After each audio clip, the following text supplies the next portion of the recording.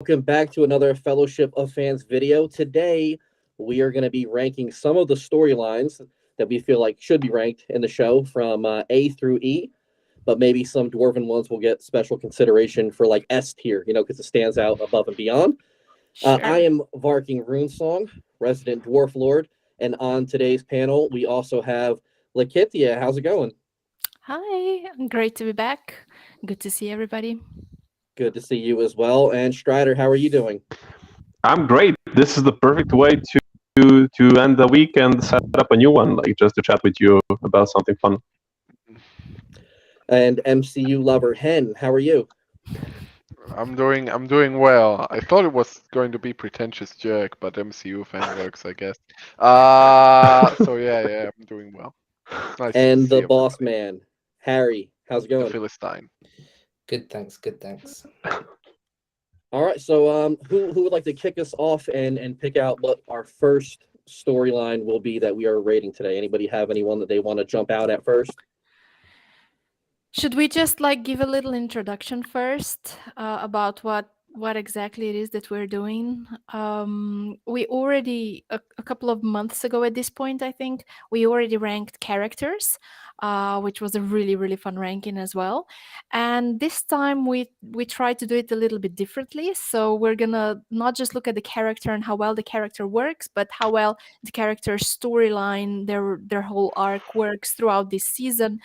Some of us are mostly going to be looking at how this works within the show itself, whereas practically everybody else is probably going to be looking a little bit through the lore lens as well. But knowing that Han hasn't read the unfinished tales or the appendices, he's going to need a little help there. So that's that. That sounds fun. And I guess, Harry, we could probably just roll right into them. Philistine. On the bottom of your screen from left to right. I see that image of the boat. I guess we could just start right there. Oh yeah, let's start with Sounds- Galadriel. This guy. Maybe So when Hen would like to open up. I would just like to clarify something. So when we're looking at this image here of, Galadriel and Halbrand on the boat, we're talking about their entire season 1 story arc together, correct? Yeah, which is by far, I think we can all agree, the main thrust of season 1. Has by far the most screen time and is what drives the plot forward by Indeed. the Mhm. most. I guess I go. will. Okay, no, No, you go. go ahead, ladies first. Okay, Mm. so for me, I think this is the storyline that had some really nice high points. Some moments that are very spectacular from some reasons. For example, the visual shot of Galadriel sailing into the west. I think everybody loved that one. But there were some really controversial things about this whole plot line. I gotta say, I liked Halbrand much more before I knew that he was Sauron, and I thought his storyline was progressing very interestingly, and I was really curious where he would end up. But given that he's in fact Sauron, that of course, colors the whole season for me. And as far as Galadriel goes, there are parts of her story that I really like, but I don't think that she progressed quite as much throughout the season as I would have liked her to. Who she was as a person when starting off is not my favorite thing about the direction the show has taken. So all in all, I think I would rank this maybe in C tier, or perhaps if I'm generous, B tier. Sounds like B tier. Strider, what are your thoughts? I'm pretty much on board with everything like you just said. I think Halbrand was fantastic. Halbrand was fantastic, and then the fact that he was Sauron, like while I liked the reveal, like on its own, I think it was pretty cool. I think Charlie Vickers did a really cool job. He was my greatest fear about, well, at least one of, but maybe if not the greatest, was about the show was casting of Sauron, because you need a good bad guy. You need a quality bad guy. And if the bad guy sucks or is like middling, the whole thing is going to be middling or is going to suck. And he was awesome. I think he did a really, really good job. But the fact that he was Sauron, that they went around with whole Anatar thing, I mean, they're hitting at some things in the second. So we'll see. Well, that he was cool, but I also don't like the fact that he was Sauron. I really wish he was like a king of men who will later on become the Witch King or something like that. As for Galadriel, yeah, I agree pretty much with everything Galakitia said. I think again that Morfydd Clark did a really cool job. I really love what I love her every second of her on the screen, but the script did not do her any favors. Galadriel was not like what any of us wanted or expected or needed to see. So I think it has great lows, good highs, and some pretty bad lows. So I would also say like C. Also maybe something between like a B, just based on the performances of the actors. But still, I think it's a C for me. So now I'm seeing a B in chat. Also, somebody saying greetings from Turkey. Hello, welcome. It's really cool to see people from all over the place kind of tuning into the videos. And where do you rank on this between? I'm also wavering for you, it's between. probably an A. I'm wavering between a B and a C. For exactly the same reasons as Lakitia and Strider outlined, which is that like Halbrand is sort of played well and it's an interesting role. As Sauron, it's like it's done well, but I just not a fan of the he was Sauron all along, pum pum pum kind of thing. And on the Galadriel side of it, I think more than anybody, I was fine with the idea, the concept of a very, I don't know, let's call it a PTSD Galadriel. That's fine for me, and I like angry and okay, but it was a little bit. It was played in the script and in the acting too. It was too overpowering, and because at the end of the season she realizes it's Sauron and tries to stab him and stuff, it kind of undermined any sense of like character growth, because she was angry in episode 1 and she definitely calmed down around episode 6, 7, and then come episode 8 she's like, and you will die because of me, and it's kind of like takes it back in a way, which is fine. Characters regress in long form stories as well, but it's just a little bit, I don't know. At the same time, also very, very effective moments, like the big confrontation in the Forge, that was very effective. The confrontation with Elrond in episode 1, very effective. So it varies. I think it's a C ultimately. So we've got 2, could be a C, could be a B, and 1 so far. No, I'm also wavering between B and C, but I think it's more of a C than a B. I think it's more of a C for me too. Yeah. Same. So it's going to be, I can't increase unless I say an A. It's not going to move up. Looks like it is going to be a C tier storyline for now.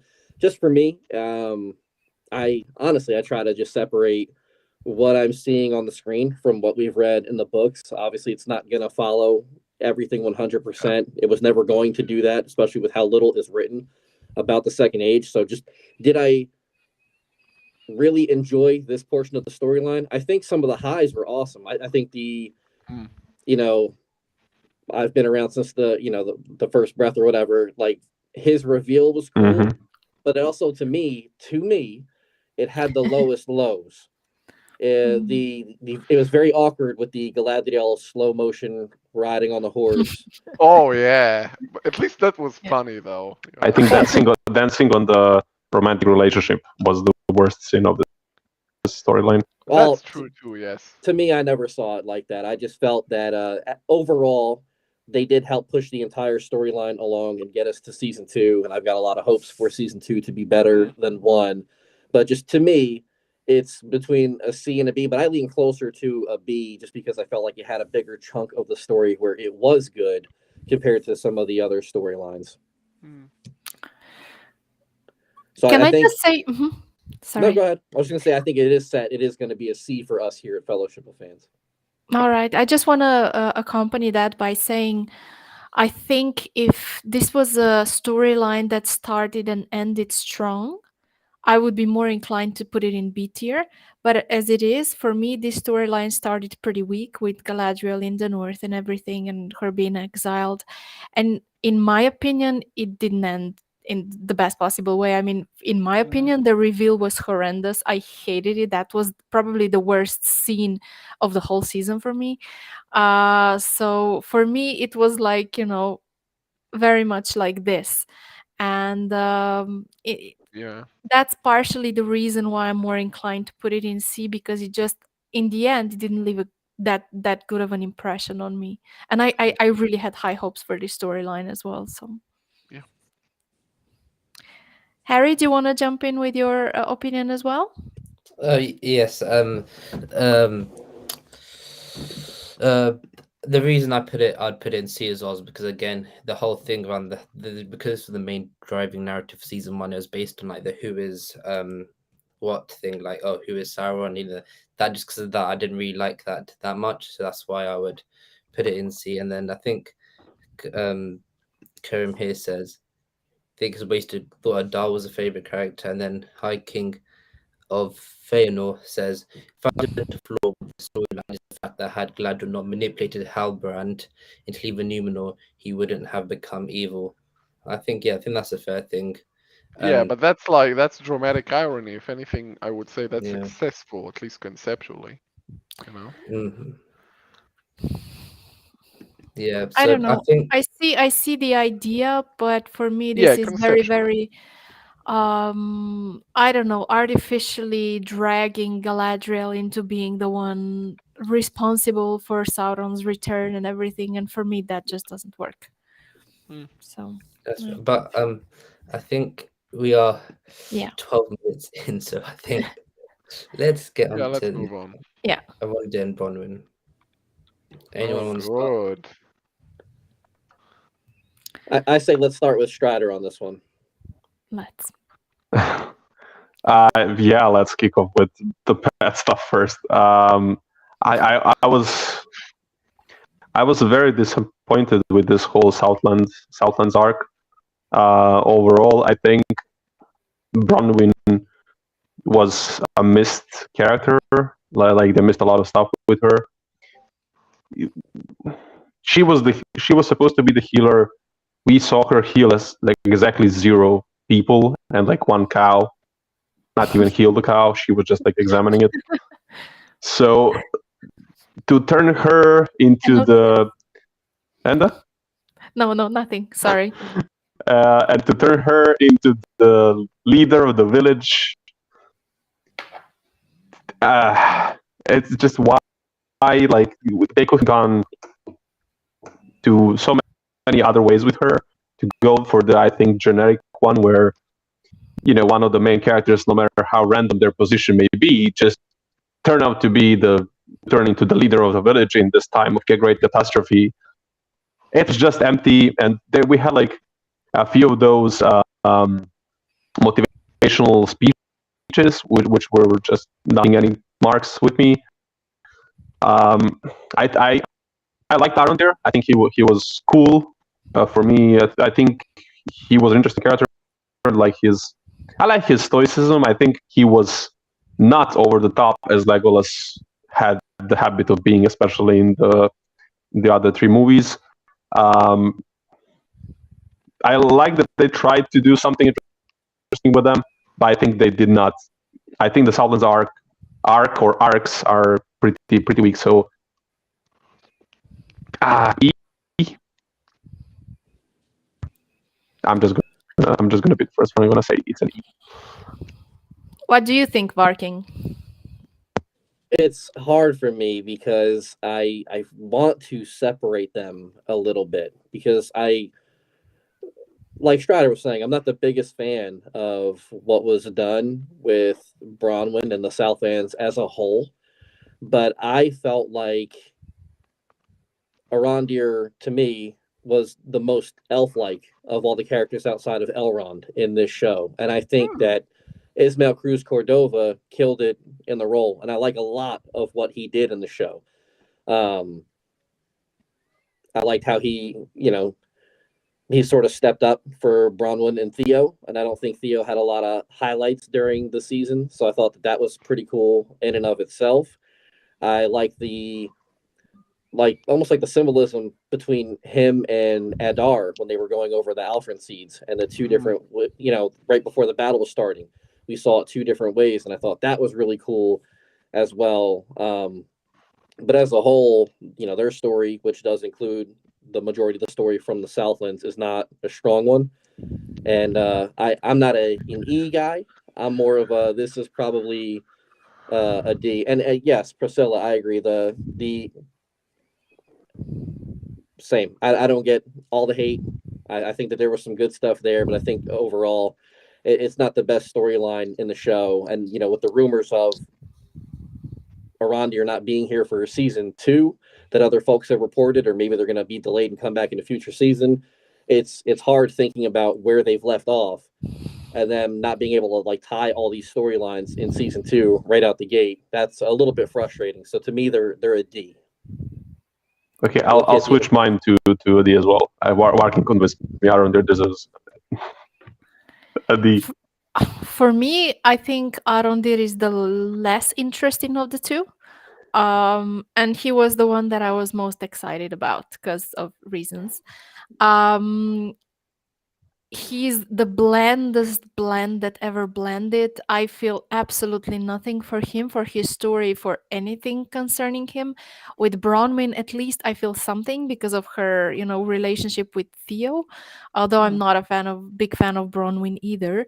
But all in all, their storyline for me, it had no heart. I see what they were trying to evoke with them, but in my opinion, it was just very, very empty in some ways. I don't hate it. I don't hate their storyline. It's just so utterly boring to me. And I really couldn't care less. And in most scenes, whenever they appeared on screen, when I was watching for the first time, I was always, oh, okay. That would be More the of this. time when I would go grab my drinks or whatever. And I feel really bad because I know that both of them are really talented performers, but for me, it's an E tier. Yeah, and for the sake of brevity, should me and you just give what tier we think we'd put it in? For me, I'd put it in D. And what about you? Wavering between a D and an E. think- I'd put it in an E and wait for the end, and maybe we'll reshuffle. Well, I them. think that's 3 Ds to 2 E's, so we'll keep it in D for the time being. Okay. So I will think that's say how we do though, it. just without commenting, without adding to the comments that other people have made, for the sake of brevity and because they've said mostly what I think, it's a double whammy for both of these storylines. Galadriel's for being the main storyline, and we're not too taken with it collectively, and Bronwyn and Arondir's. I don't know how you would rate it in terms of its importance to the show, but it is the storyline where things actually happen. It's the storyline where the conflict really is. And that it is subpar is really, really, a big blow for the storytelling as a whole. Fair. right. And taking quickly what Kerem says in the chat, Anand was the most unfairly criticized, yet he was one of the only elves acting in a way that was appropriate for Tolkien elves. It was the only elf I could refer to as an elf. That is also a fair point. Valking said that, yeah. Yeah, Varking exactly. agrees with Big Turkey. Yeah, he agrees. Fair enough. I Yeah, like the disagree with this completely. I think people like Elrond were also Elrond, yes. great Elrond, yes. representative. I mentioned Elrond. I thought he was an all-round. Yeah, I agree. Elrond, yeah. We'll get there. For me, Elrond, yeah. But I think the next right. one, the daddy himself, Adar. Where are we going with him? For me, I think that will be an A tier. I think it was super compelling. The character was really nice. The only thing I didn't like was the way the storyline wrapped up. I mean, the fact that they were looking for the magical key to create Mordor. That's Yeah. horrible. But I'm willing to overlook that because I enjoyed the storyline so much. So A tier for me. I'd agree. I'd go with A. I think And so too. Of the concepts introduced in this season, which would be the mithril for the Elrond storyline, Halbrand you could say is a concept, and maybe the key is a concept in itself. The concept of Adar and his relationship with his like orc group is by far the most successful of the original concepts for the series. Perhaps the only one that actually is successful. So yeah, it's And interestingly, we've got Priscilla, of course, with that. Yes, and then High King Fëanor brings an interesting point. It seems to me that the writers were too focused on flowery language and not focused enough on character / the relationship development. Hen, I think you've mentioned this before, haven't you? Yeah, the language for the elves specifically, I'm thinking Galadriel and to a lesser extent Elrond is very flowery. Would be a good way of putting it. Yeah, I'm not a fan of the way they speak. Fair. Strider, what do you think? Yeah, it's an A. Adar was one of the biggest highlights of the season, right up there with The Stranger, Durin, and Elrond. So, Yeah, we'll get there. and Nori, I guess. And yeah, he was really cool. The fact that the storyline wrapped up in the way that it did, like with the sword that does the thing and all that, it's not up to him. Like, it's something that happens, but it doesn't take away from Adar as a character and his storyline. Like, he was amazing. I really love the idea of seeing the something more of the orcs, and he was played very well by Joe Moll, and the parallels that we had, like that Marking mentioned, like the Alfred seeds, and he just pondering about things and like he was really amazing. His confrontation with Galadriel, which was ironically like he was the good guy in that one, which is another question, but yeah, it's an A, absolutely. We have a super chat, I see. So yeah, as of course we actually do have Waldreg coming up, so don't worry, Priscilla. But again, thank you. He gives some nice bucket to fandom Mordor. Exactly. We'll get to the goat in a bit. So, nice barkeeper. That's one way to call him. Yeah. Thank you, Priscilla, for the super chat, and we absolutely will get always to Waldreg because he does deserve to be brought up, and it is true. You can't have the Adar storyline completely separate from Waldreg because Waldreg does contribute in a tremendous way to the capital A for Adar storyline. And I think Strider had once said before that there was not a lot of gray characters, like, gray, not great, gray. And I think Adar was one of those characters that toes that line of being a great character, where he does some bad things, but you understand sort of where he's coming from. Yeah. With those decisions, that in this one we should thumbs up the writers and say good job to them for the Adar character and the storyline, because this one was one of the highlights of season 1 for me for sure, and it should be an A tier, and that's across the board, everybody agreeing that this is A tier. Yeah, it's good. And also, hi Steve, hope you're doing well. Cheers to Steve. Yeah, Steve, you're the man. Yeah. He is. Yeah. So yeah, we've got Waldreg coming up, but first, the next one we have, which should be quite an interesting one, I think, and this is representing the Celebrimbor and Gil-galad one, and mainly the storyline around the creation of the Roots Fithalgin having the elves fading away and them two working together to almost manipulate Elrond. So that whole storyline. So it'd be interesting to see where this goes. Anybody want to start? We go in there. Yes. You know what? And I'm not gonna. My mind is not gonna be changed. Mithril-Horians absolutely do not deserve anything higher than an E. Along with the fact that Gil-galad was something. He was not the Gil-galad. He was a guy who was. We needed to have an antagonist in that storyline, so he was given that unfortunate role. and way, yes. it failed. And Celebrimbor was really cool for most of the time. I think Charles Edwards did a really cool job with him. I think he was one of the surprises of the season, because a lot of people had doubts when he was cast as Celebrimbor. But the shortening, all the weird things that happened with the forging of the three rings, and the fact that we had that crazy story about the origins of Mithril with Silmar, and nope. Yeah. So I'm giving that an E, and I'm not changing my mind about this one. Yeah, I'll just say that I firmly believe Celebrimbor should be the lead character, and just for the fact that he was just shoved into a supporting role, and he was there for a very brief amount of time, this storyline absolutely deserves to go E tier for me. I will say, in defense of Celebrimbor, that character was replaced during the filming of season 1. And I think if you look, you can definitely see, like his intro scene with Gil-galad, Celebrimbor, and Elrond all being in the same area. That seemed like a scene that was definitely CGI'd in afterwards, or brought into after the fact. And I think that definitely caused that performance to suffer a little bit there. And I think maybe that also led to some of the other decisions that were made because of how late the swap was in the season 1 filming. But I'm not going to go E tier. I'm going to go D tier because, and hear me out for everybody that's already just destroying this storyline. Without Gil-galad, Durin would not have won that table. And that was one of the highlights of season 1 for me, was Daddy Durin being able to win that table and bring it back home to Disa. So I'm going to go D tier, not an E tier.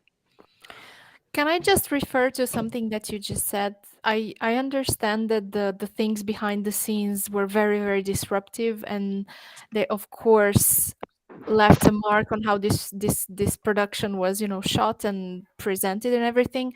But I think what we are doing here is ranking how successful it was. So we would be speculating about what the storyline would be if it were still the original actor, etc., how well it would be received. But as it is, I think Celebrimbor was a big miss. And I love the performance, but I think the way he was written, the way he was incorporated in the story, I really hated it. So for me, it's an E tier, no matter what the reasons for that were. I was the reasons based off don't of how change what it entertained is. the inner dwarf in me was, and that's why he got a bump up. Yeah. Is it just me? But often at times, Celebrimbor kind of felt like Bilbo was like the Lord of the Rings.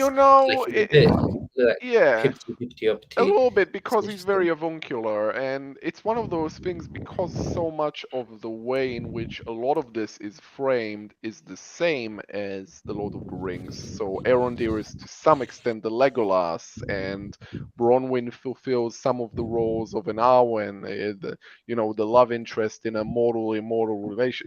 There's so much of this stuff that you start seeing the similarities even in cases that aren't particularly derivative. It's, plus sa chance, plus la même chose type of thing, And I think a storyteller says, agrees with you, Celebrimbor was constantly unexplainably absent-minded. That's true. Which is quite fair. I think maybe that's because he's trying so hard to leave a mark on the world where people are going to remember him. And sometimes when you are so focused on accomplishing a singular goal, that you don't see the things that should be obvious to you. And that's why somebody has to be like, have you ever heard of a freaking alloy? And he's like, oh my God, an alloy. You weren't thinking of it because you're so focused on this problem in front of you. And that's one thing where I can relate to, because I'm just trying to message Hen every day, making him laugh or happy. And he's just ripping to shreds everything I write. But I'm so focused on it that I just forget about these other things sometimes. Sorry. And High King Fiona says, with respect to the actor, which I think is Charles Edwards, Celebrimbor should have been cast better given the age difference between himself and Galadriel. I think as always, that casting difference in the ages between Morpeth and Charles Edwards is always going to be quite a weird thing. So I can agree with that. And I think despite that, I think Charles Edwards did do that bad a job. But that is That is fair. And I think Karim also says, considering only in terms of storyline, really all characters are fair enough. We'll get Actually, there. We'll get yeah. there. Well, to be fair, so far, our one is tracking with what that said, considering in terms all characters are DOE except for And I, Elrond. I, I object because Yeah. thus far we Yeah. seem to be running the entire gamut. We have storylines across all the tiers except Beard as of Yeah. yet. And I I'm think sure I we'll think get yeah, that one too. I think you've done a pretty good job so far. I think, to be fair. Yeah. I'll just agree briefly with Priscilla TV here. She says Charles Edwards is actually quite dashing. The hair department let him down. I agree. He's very Oh yeah. dashing and he's very charismatic. So Yeah. It would be interesting to see what he would have looked like with long hair. And same with Elrond as well, to be fair, with Rob Aramayo. Imagine how even Finrod, let's think about that as well. Oh, okay. I and don't know much speaking about of that. Robert Aramayo, Oh, Swegway. Excellent Swegway. There we go. Swagway. We've got the Swagway. Elrond, Okay. Durin, the Dwarven main storyline. I would put the lovely Disa, Princess Disa, in there as well. Hmm. So, Varking, I think it makes sense. Let's take it away with you.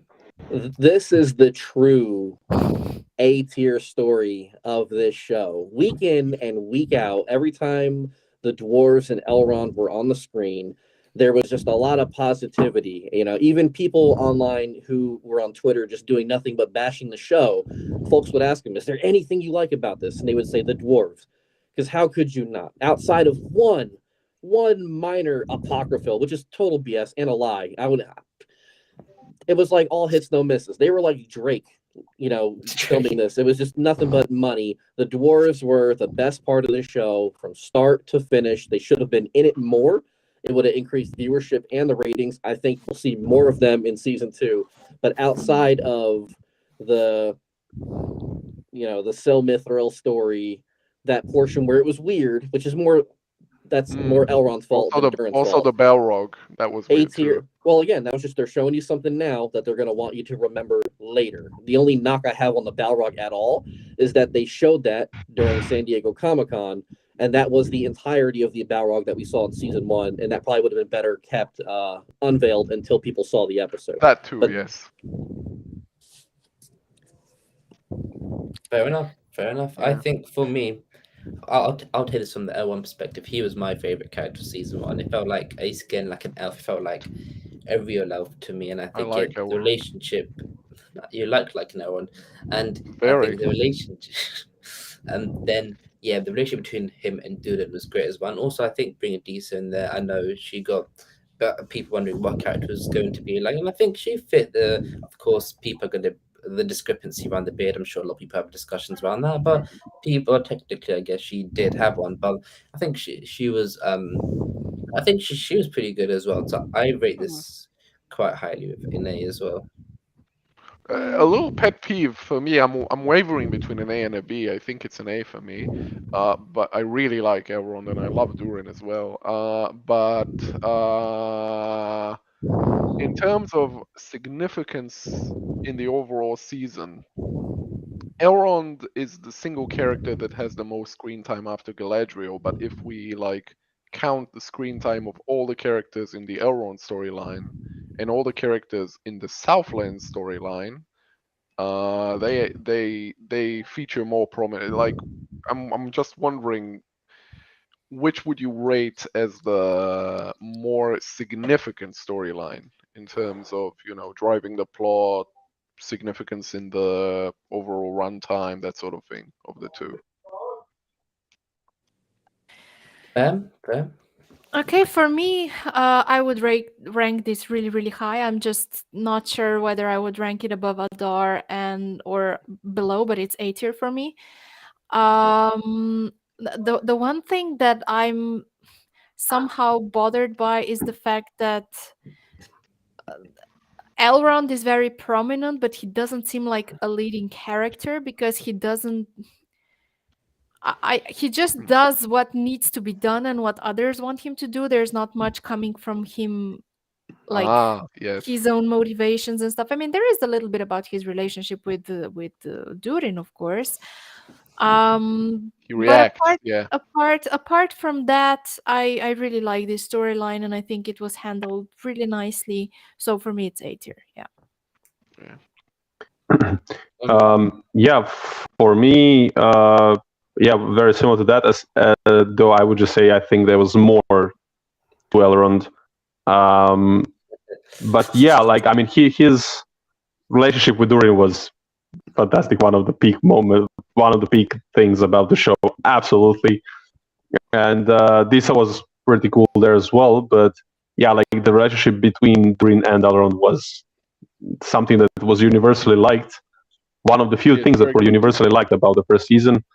And I really liked some of his lines and the delivery of Robert Romeo and Wayne Arthur. Like they both had a few scenes where they were just hitting you in the guts with all the feels. Like the goodbye scene with Maria from Robert Romeo and Owain reacting to it. It was like such a great culmination of their relationship. And then again, healing properties of mithril.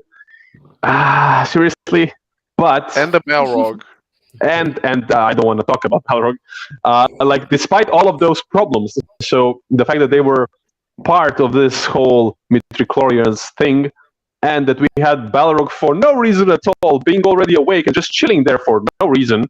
Like if he's awake, he should just go up there and smack everything out of them.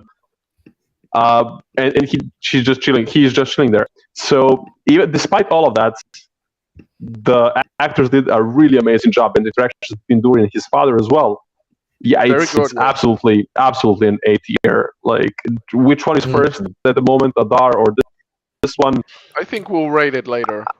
Yeah, at the moment, I would maybe say I rate this higher than Adar because I know I do. Because of Adar chasing that whole sword and Sauron having no hand in the creation of Mordor and all those things, and the fact that we have several actors who are amazing in this arc, in this storyline. Then and in Adar's we have two of them, Adar and this mystery guy.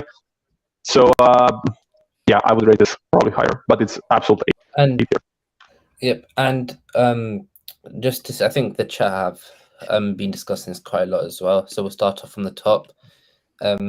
Dees and Durin almost seemed out of place in the show. They have far more personality than when compared to the rest of the characters. Yeah, I think especially compared to the elves, for example. I would like to add that I feel like the Durin and Elrond relationship embodied the theme of hope from Tolkien more than anything or anybody else in season one. Every time there was an obstacle in their way that you thought would divide their friendship up or make them want to step back from one another, by the end of that episode or the next episode that they were in, they were back to it. Didn't matter what came up. They were going to try to do their damnedest to remain friends and be positive and not let, little things get in the way of their friendship, at least in season one. I don't know how it's going to play out going forward, but to me, that like hope and friendship, they embodied it better than anybody else in the show. And that is fair. And then if you go, Priscilla says B+ or A-, fair enough. Yeah, because she's a genius. Yeah. High King, well, fair enough, goes C tier. Too many flaws in writing. Fair enough. And yeah, it's okay to be wrong. That's of course in jest. The actors all killed it in the storyline. Fair enough. So I think this is one we'll get back to. We'll leave it here for the time being, and near the end we can discuss where that goes. Yeah. But now for the most controversial one of today, we have Waldreg, Theo, and have you heard of Sauron, lad? Oh, that's malarkey. A little bit. Who wants to start this one off? So here we're just saying this is just the Theo Waldreg storyline. Okay. Yeah, the sword and that whole thing. Ooh, tricky bundling. I think sword. The fact that sword for me limits it to D or E, but then Waldreg at the same time. Yeah, it's weird. It's like Yeah, that's why I would place it in C tier, because this storyline has some of the real highs. I mean, Waldreg was the hero we didn't know we needed. I think he should absolutely have been included in the marketing. He should have been among the lead characters. Like, he was much, I'm sorry, Varking, but he was much more prominent in the story itself than Disa was. And then many of the like the hobbits that were actively participating in the marketing campaign, etc. He was a really like a character with lots of screen time. So for me, yeah, Waldreg was fantastic. The sword thing and the Mordor thing was pretty bad. So for me, this is a C tier. I think that's a good compromise, yeah, between some of the rather hokey plotting of that storyline, and then the very, very, very successful, both certainly very successful performance of Waldreg, but also just the fact I think we remember Waldreg both because he's prominent in terms of screen time, but unlike even Elrond, which, as you pointed out, is reacting to things. Waldreg is one of the few characters that sort of gets things done. That's why we remember him, really. And there's so much personality there. I mean, within the performance itself and the writing, so it really elevates it. And I would place it above Galadriel and Halbrand if left up to me. Quite possibly. Yeah, we'll get to those swap puns at the end. Yeah, we'll get to the Elrond and the Waldreg Galadriel ones at the end. I would like to argue that this storyline with these two is a B. And I would make that argument on that. Obviously, Waldreg was a home run. Nobody stand harder for Sauron than Waldreg. He would look left and ask, "Are you Sauron? Are you?" It didn't matter to him. He knew who he wanted to follow, and he was going to follow him to the end of it didn't matter. So he was top tier. And then when you look at Theo's storyline, the stuff where he's separated from Waldreg is where Theo's storyline tends to drop a little bit. But the stuff in the moments he had with Waldreg, those were good moments for Theo in terms of like the way it plays out on screen and just the acting in general. Even the, what Harry was saying earlier, like the "Have you heard of him, laddie?" I like that. I thought that was awesome. Yeah, I loved it.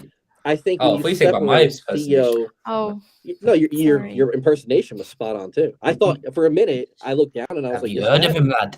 Is that fucking Waldreg right there?" And then I looked at it was you. You took me for a bit. But I think that if you can separate Theo from the Bronwyn Arondir and you're just focusing on him and Waldreg, and then what Waldreg did alone, that's, to me, it's a B tier. It's not Adar, it's not Durin and Elrond and Durin and Disa and the kids. It could have been. But to me, it is above the Galadriel and Halbrand story, for me. I wouldn't mind placing it in B tier, yeah. Yeah, I wouldn't. I think it's well placed in C, but yeah, we'll see. Strider? Yeah, I think it's more a C because again, that's Southlands.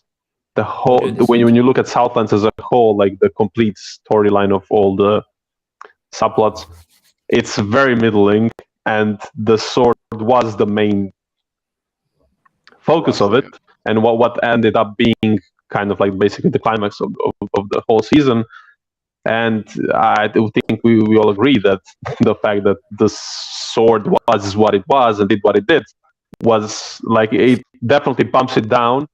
And then you have Waldreg, who is, again, ironically, being the one who put the stamp on that storyline. He is also the one that pulls it back up. So I think C is like a really perfect sweet spot for this storyline, based on mostly Waldreg. Though, to be fair, there was like crazy good bills in the later episodes related to this storyline. Yep, and we have a lovely message from Darth Big Ben. The fact you're putting any of these episodes, even though not ranking episodes, above an E makes me question your status as fans. So let me jump in on this and just say, Big Daddy Darth Big Ben. Let me just say this and get this out of the way. I'm not a bigger fan of Tolkien than you. I don't know you, and you don't really know me or any of us up here.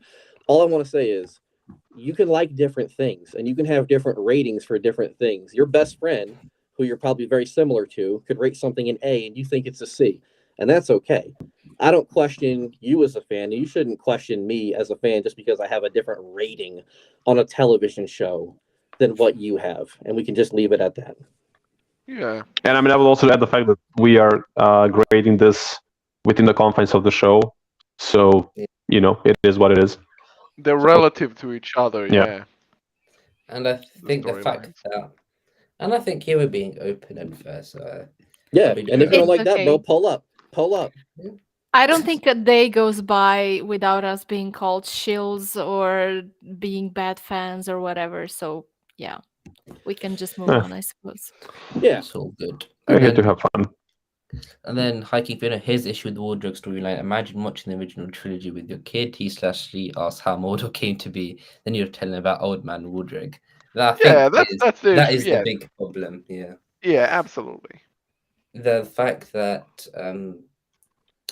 the whole idea that it was like a green, lovely wasteland, not wasteland, nice before, then just like, I think it was so funny around like last year when we were told, yeah, this happens with a lever, then you know Mount Doom rises from the ground. Yeah, look at this. Yeah, I think that thing. Yeah, Karen perspective. If you think differently from me, you're 100% from the bottom as well. I think, yeah, Yeah. Right, you as a ridicule of, yeah. Well, never Fair mind. enough.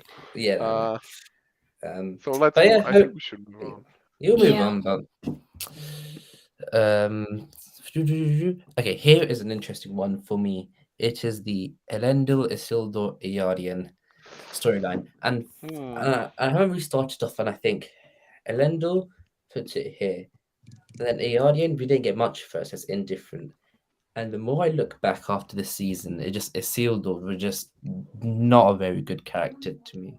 I see what they're doing with it. I just didn't like the degree they went to the wimp stuff. And I'm saying this as I was quite excited to see him in the show. So I'm between C and D for this, but Elendil, for me, who I thought was one of the better characters in the show, despite the fact that we're starting off with him not with that the Lord of Andernai. What's happened to that? It's not like a major, lineage at this point. So that was the only thing that I was a bit off with as well. But I did like his relationship with Miriel as well. So for me, just for that, but just for the Isildur stuff and then the Yari having virtually nothing, it's a hard one for me. I want to hear what you guys think as well. I'm also wavering on the same kind of area territory, C or D. Mm-hmm. Like, it's fine. I don't mind Isildur at all, and I worried that I would because of things that Maxim said in interviews, that the character that people may not like what they do with the character. I didn't mind it at all, but it's so small in the it barely registers. And do you think screen That's the time idea. also is a problem? Yeah, it's just small. It's just or had been cut down in the editing. It's the result is the same, that it's very insignificant in the grand scheme of things, and because of that, it just kind of blurs into the background a bit. I don't think it's uncompelling necessarily. It's just not much of anything. Yeah. I don't know if I've brought this up before, but obviously, when people talk about there's a potential for another show, a spinoff, I would love for that to be about the dwarves because, come on, dwarves. And from what we know behind the scenes of how much has been cut from the show and moved for whatever reason, or just they didn't make it to screen, despite what I know about the dwarves, I think the Númenorian plot line and that area itself, that's the one that suffers so much from having things cut that they need more time. There's so much happening and so many characters there of importance that there's no way this gets done properly while also taking care of 4, 5, 6, 7 other storylines at the same time. And it just felt like we questioned when we watched it, how are they kind of telling time in the show? One moment they're here and then the next moment they pop up here, and it was dark a second ago. Now it's light. They're just got off the boat. Now they're already there on their horses. Like that would have needed more. It needed to slow down. But I guess you don't have the time for it. And to me, at the same time, I see the reason for the cutting. The season was moving very slowly, and if it's for the better of the piece as a whole, then yeah, you're gonna cut it, Arian. Yeah, I wouldn't. And I think, sorry, Lucky, quickly. I think Storyteller, I think, does it perfectly. Elendil was cool, but it's hard for me to distinguish him from the entire Númenorian arc that I didn't like. I think that's a fair way to look at it. Yeah, it's tricky. Yeah, for me, I think my opinion is actually a bit unpopular one. I thought Elendil was the weaker part of this storyline. I mean, Arian doesn't have much of a storyline at all, but I really didn't like Elendil. I don't know why specifically, what didn't work. I'm so sorry, Strider. I knew this was gonna be controversial. But for me, Elendil is a nice idea, the way he's realized it doesn't work. I don't like him. I think he's an asshole the way he treats Arian. Aryan in particular. Do So you I think this can't adds to it as sympathize. well? What High King Feanor says that he also leaves Isildur, abandons him in Middle Earth. Do you think? I Well, he don't think thinks he he's dead, abandons but him. I I mean, mean, he he thinks thinks he's he's dead, dead. so Oh Yeah. yeah, sorry. And about that as well, I mean, the scene on the mountaintop when he breaks down in tears, that was the most that unconvincing was very weird. bit of acting for me in the whole season, probably. So, but Hmm. I did quite like, and again, controversial, I did quite like Isildur. And just for the fact that this could end up being a great choice, what they did with him, or a really, really bad one. If they have Right. enough, if they have a good enough idea of how to get him from being this lost person who doesn't know what he wants in the world, he doesn't know where his place in the world is, to eventually the person who, is this heroic warrior and everything, and ultimately the person who gets corrupted by the ring. I think this could be pretty interesting, but I'll have to see the whole 5 season Yeah. show to know if this plotline was successful. But Yeah. for He's me, this also would be, I think this would be a C or a D tier. yeah. He's also technically the one that saves the tree, right? Yes, Yeah. not I technically don't know even. if they Yeah, have he's the rights one. to that, but yeah. I'm saying yeah. We'll see. We'll see. And Priscilla says, "I have an awful crying face. It really looks like I'm Same. faking it. So don't judge." And first of all, Cheers Lloyd to Owen's Priscilla. voice as well. Yeah, Lloyd Owen's voice as well was something that was quite nice to the ears as well. So yeah, interesting thing. Strider, I think. I think that so Elendil's crying scene was, I agree, it was very weird scene. It didn't hit as it was supposed to hit, like Theoden's scene when he's mourning his son. But I think it's more to the way it was framed, because Theoden goes from like a wide shot where he's talking, and then we go to the closer shot where we see him just break down because he was holding it all in, and it was like it hits you. And then we have Elendil and I think all three ladies were with him, and it's like he's crying. They're like in the back of the shot, and it's just like not good at all. It takes away because it's just weird. So I think for me, I think he wasn't like his performance in that scene wasn't the problem. I think it was like the whole the composition of the shot, I guess. Wow, I sound so smart. I learned so much with you in this year and so on. Like the composition of the shot and all that, So anyway, I like Elendil. I think that I agree also with Arking that storyline, the whole everything in Númenor suffered so much from cutting stuff out. Like there was like supposed to be like one episode worth of material in order to give all those characters there, because I think that's like the biggest cast of like the mainer characters. I think that was like the biggest one, and they all had like so little to do. Like Arian and Kemen, they were even in the show, and they were supposed to be like bigger characters. So I don't know. I think most actors did a really good job. I even like the concept of what they're doing with Isildur, but the question is whether it will become something proper. Like he's a young man looking for a place in the world, and that's something people on average should be at least able to relate to more or less. So there's potential there, and to see this heroic journey, like we need to see, like we need a character arc for this guy for 5 seasons, so he shouldn't start as a badass guy who knows everything. He should be someone who is looking for some answers. So he feels okay as a concept, but storyline, let's say a C, because it has so many plot holes and just character development holes, and holes and 2 ships and like not anything happening. Like Númenor is supposed to be a huge force, and they have like 3 ships, and one blows up, so we have only 2 or whatever. Yeah. I just need to shout out Priscilla TV. She says, Isildur, a young man wanting some nepotism. This is an A-tier comment. It is the Middle Ages, though. Yeah. Huh.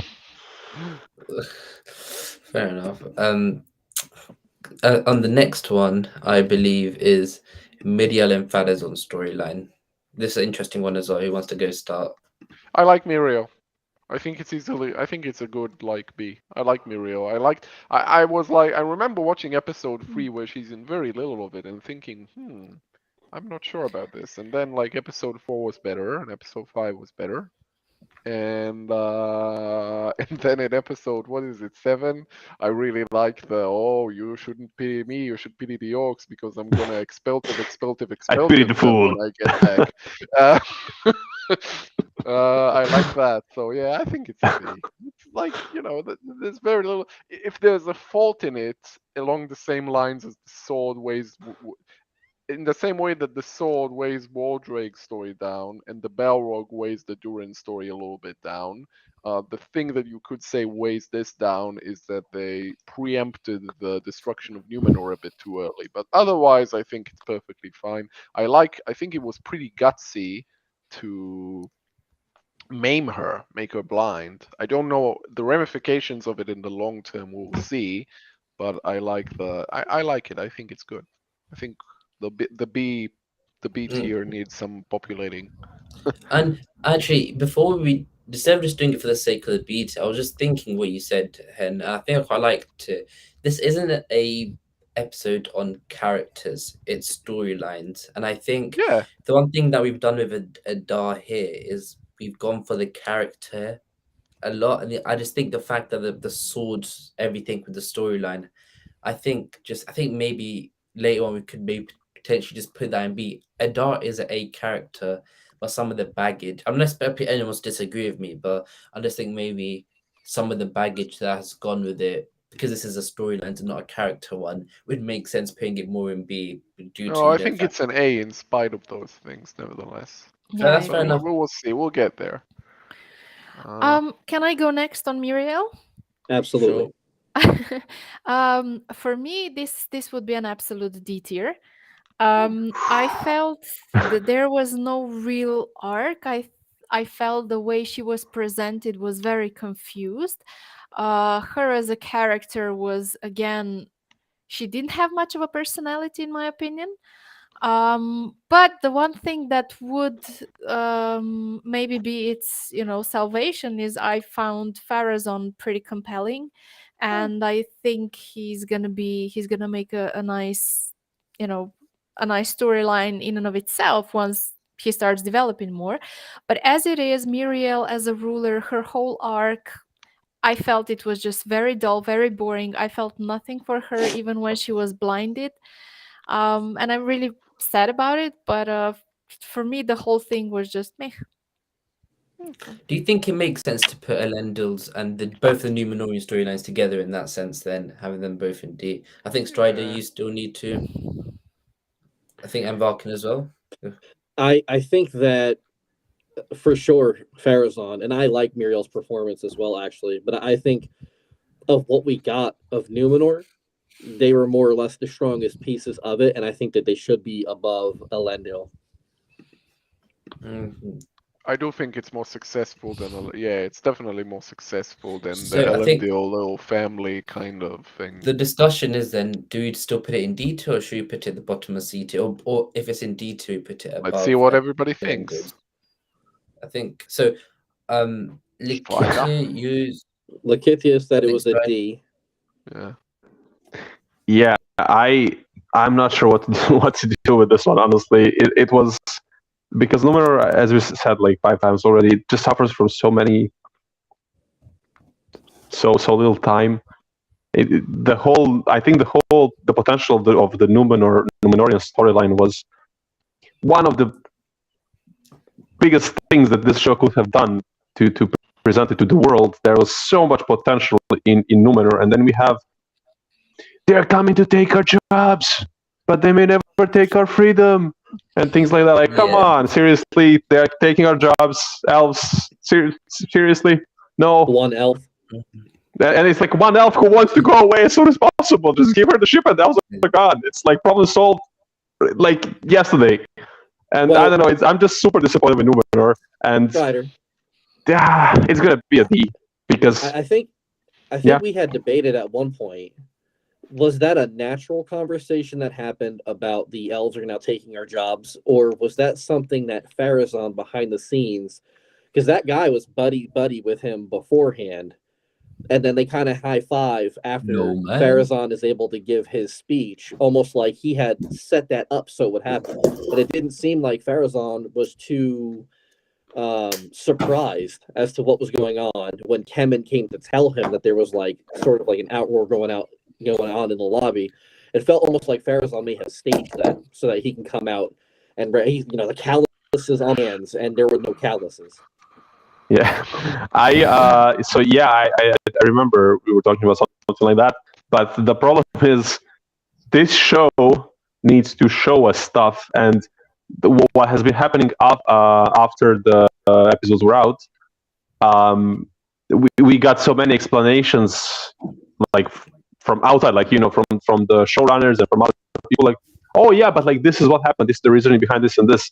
We need to be shown all of that, and I think it's quite possible. I think we could have saw that maybe perhaps that is one of the deleted scenes. Okay. Perhaps that was the idea of that, but it was cut, and I think we will not get to see that happen because there's not enough time to develop everything.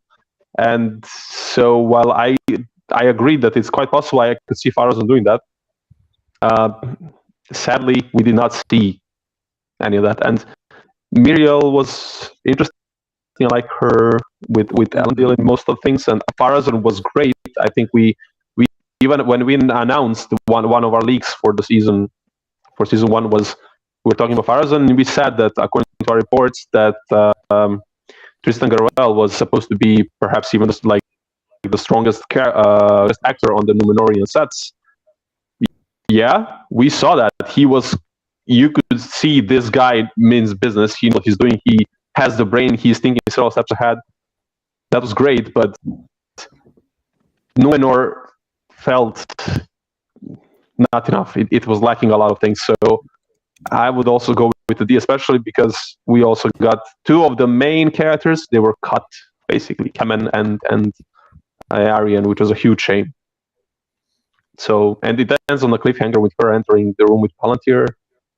And she was not even there for like 5 episodes. There she pops up, has like this weird scene that hints and stuff, and then just goes away. I don't know. It's a D for me as well. And I think just to resolve this storyline, then I think let's put it at the top of D tier, and I think that would be a good way. And then we can come back to that later at the end. So I think at least we've got one final one now, which is going to be, and I kind of did want this to be 2 separate, but I'm fine with doing it together. It's the Harfoots, and then of course the Nori Stranger one, because for me, Nori and Stranger, them two together as a storyline, it's hard. I'd put them in even B. Then with the Harfoots, I'd put them in D. It's like the Harfoots all together. Because one thing about Harfoots, in episode 1 and episode 2, they were the best things. I thought, okay, I'm starting to like them. But then by episode 5 and 6, I was like, okay, this is starting to get a bit like tenuous now. It's like, okay, I understand. Like, it was a great thing, they're getting a lot of story time, but now it's like to a point. And I think Kitty said, I forgot which part he said, whenever like Bono and Arondi was the team, you go get your drinks. For me, it would be like when when Sadok was talking, or the dad of Nori and stuff like that. Yeah, Largo, yeah. Too. Which is why I just think if it was just these two alone, which I do actually quite like Nori as a character, but the whole story, half it bad, I would put it in D. So again, I just think at the same time, you do need something. I think a point of a tier list is you have to have something in every category. So that is my 5 cents. What was it? 50 cents? 50 cent? Nice wrapper. For me, I think it's a decent B. The thing that helps it is that it's given a lot of love in the edit. Like, it's given a lot of time to breathe in most episodes that it's in. That helps it tremendously. And just the very simple setup of it, the fact that it's not very complicated and not wrapped up in very flowery language like the Elven storylines, helps it a lot. At the same time, the reason that it does become a bit tedious as the season goes on is that really nothing happens in this storyline until the last 2 episodes, and really until the last episode and a half. In There's my no review, I'd say, antagonist until that yeah. point. I think it also the reason of the Harfoots is to carry the Stranger storyline, which in itself is a lot of the reason is there is to be a juxtaposition to who is Sauron, is like to be the opposite possibility as to maybe the Stranger Sauron. And I just think, and we have to include the technically by having all in one. Do you think of the Dwellers as well? That those priest characters that came in just randomly episode 5, and that again, it just like adds into the baggage to this whole storyline, which is why it's quite. It does, and it is cloying. Ultimately, it is. It's successfully cloying, because it has the time to play out and stuff. But it is a bit cloying and a bit cutesy, especially. But then at the same time, we do need a B for the sake of the tier list. I'm fine. I think it's a B. No, we don't. But I would place it in B. For me, most of Nori and The Stranger's particular storyline was really good. I would place the two of them probably in A tier or maybe like B plus, because there were some parts where the story got a little bit dull, a little bit inconsistent. The way that Nori kept on, okay, now I trust you, now I don't trust you, now I trust you, now I don't trust you. That got a little bit tedious after a while. But with with all the things that didn't work about the Harfoots, especially like people in the chat have pointed out,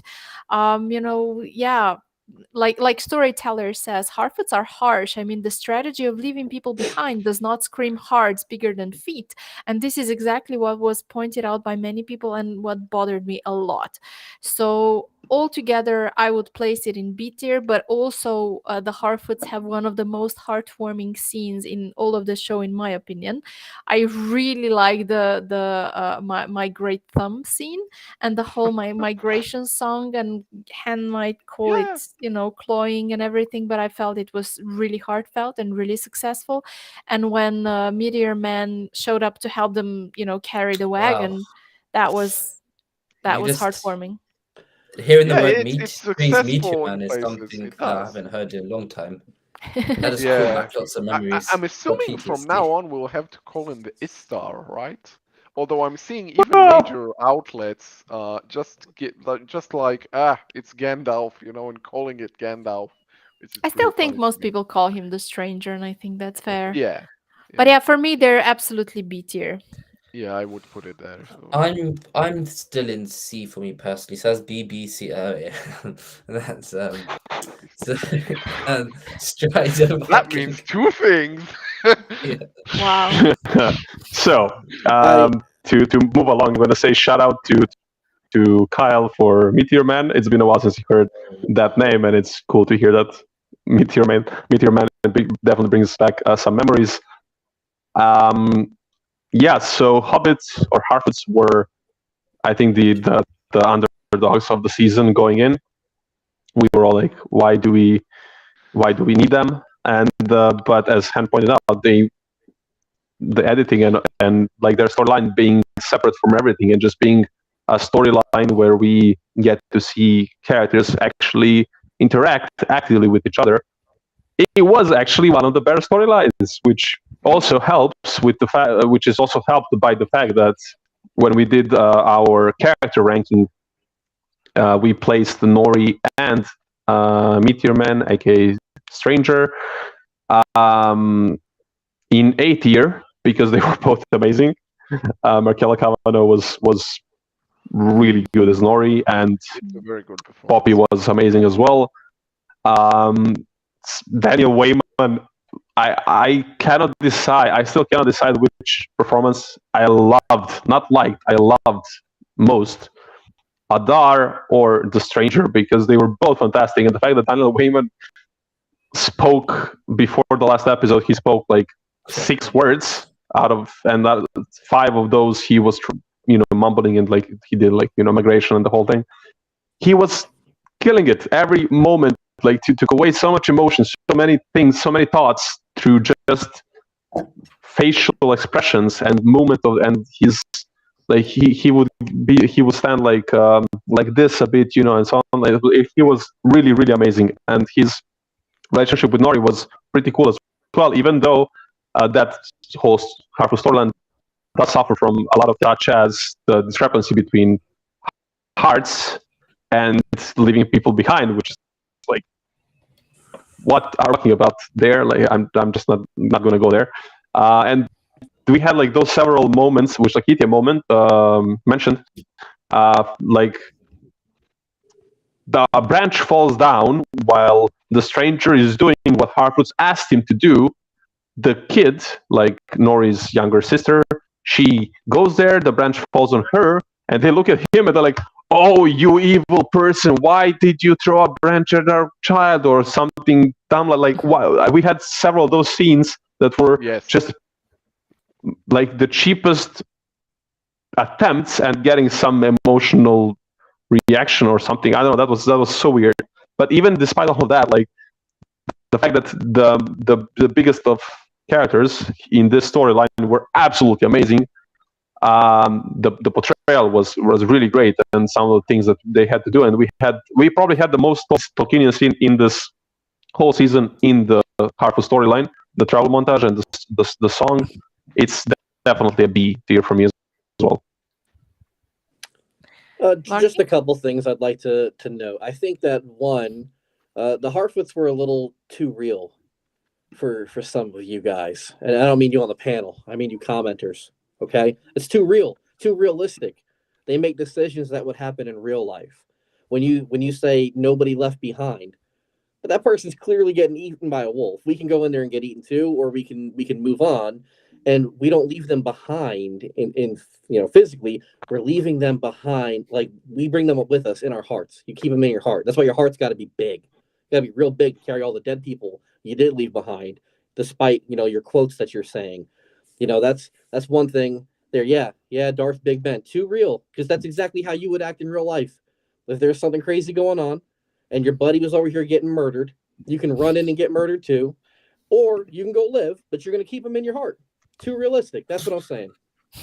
Boom. Yeah. Go ahead. Who just go ahead. Hit me with the Strider. What were you going to say? Well, the fact that they were going to leave Largo behind because he messed up his foot and all that, and they left also some people from other random stuff. That takes away. Like I get the argument, and it would be absolutely, I would absolutely agree with it if it weren't for the fact that they were gonna leave the Proud. How are they called? The family, the Harford family. They were gonna leave them behind because I don't know. Oh, and what's her name? Malva? Oh, take their wheels and leave them behind. Get the hell out, woman! Like what? Okay, you cannot do that. So anyway, that was fine because that leads to a kind of redemption. But never mind. Let's move on. Okay, so our last look at the chart. Do we want to move anybody up or down? I see we moved Waldreg to before Galadriel, which I think we all agree on the C tier. That Waldreg beats that I'm fine with. I also like that Elrond and Durin are before Adar, because it's gonna take a lot for me to put an antagonist storyline over the it's Adar is very compelling, but he's not a person that I'm like, oh yes, I want him to succeed, But that's not really the point. It's the quality of the storyline, not whether you. Yes, but the quality of the storyline. You can have a great. No, but the quality of the storyline depends on its ability to evoke sympathy in the audience. Now, you can sympathize with a character in spite of yourself, and with the character's goals in spite of yourself, but nevertheless, it's just not, Mm-hmm. But we'll keep it like that then. And then that's me. I mean, I would put the Elrond Durin storyline ahead of Adar because it had, I think, it's like weighted. It like the midichlorians were a bigger problem, I think, than the sword. But overall, I think they had like more meat, and it was like meat. Give us the meat and all that. It had more meat on it, and it was salty meat. And I started with the pun not intended, but here we are. So I think I would rate it more because like we had some really great performances. While Adar There's more of it. was the only one, plus Waldreg was like kind of between the several of them. He was amazing as well, but I would say the Elrond during these combo goes first. But the rest, I think it's okay. What about this D tier? Do you like the Yeah, floor what down? about that one? I'm fine with Elrond the did way it run and was. stay. That way. Good That enough. way is fine for me. What does everybody else think? I'm good.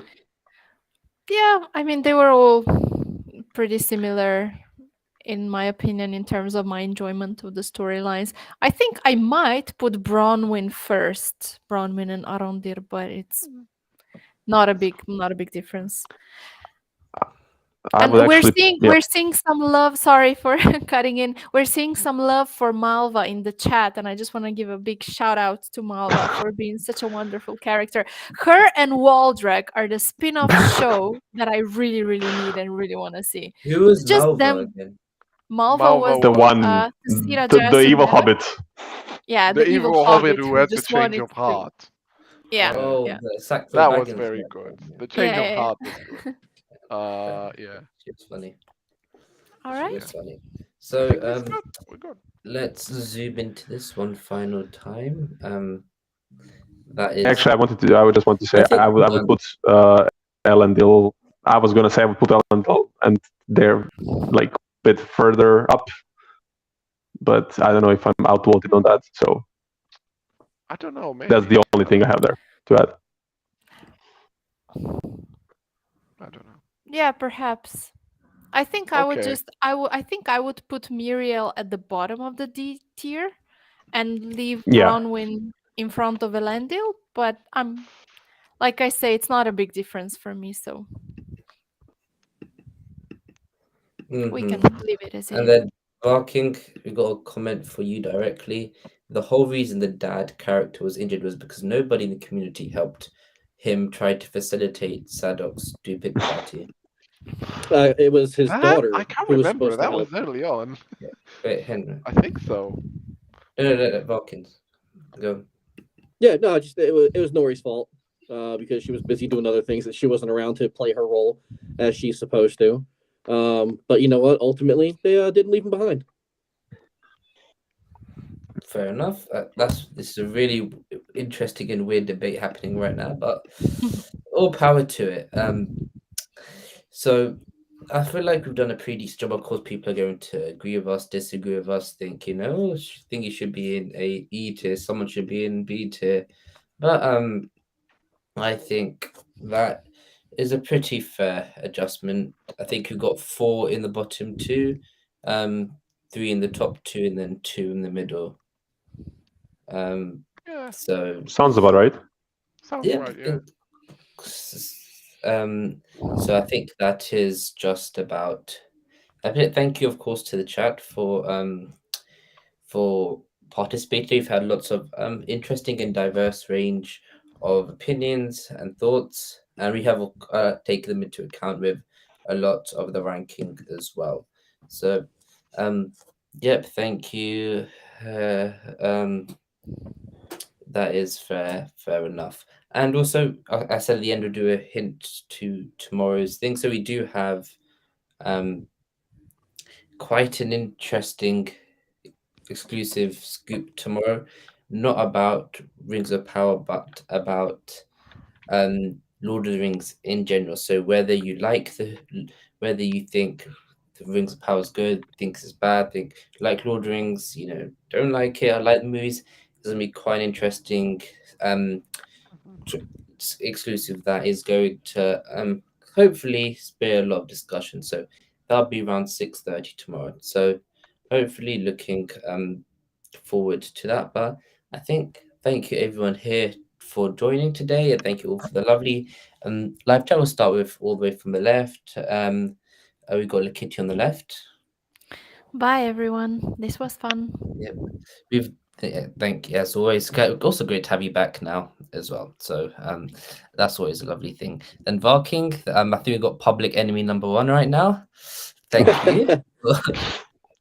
Yeah, I just again, folks, it costs nothing to be kind to one another, despite any opinions anybody has. You can just move on, ignore, or respect, and I think that's the big thing that we should do as a fellowship of fans of the Tolkien IP. That's what that's a big thing. Friendship, Don't community. call it an IP.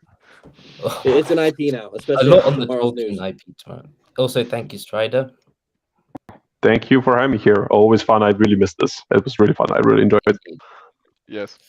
And then Hen, thank you as always as well. Yeah, I liked Strider. It was just fun to see and Yeah. hear everybody again. And we'll put some of the thank yous on screen as well. That's Strider. We'll put we've got a few more as well. Nice chat. Thank you. Haven't seen you here before, King Fiona, so thank you for joining us today. Thank you. Thank you, Darth Big Ben. I appreciate you here as well. So yeah. I think yep, see you until the next one.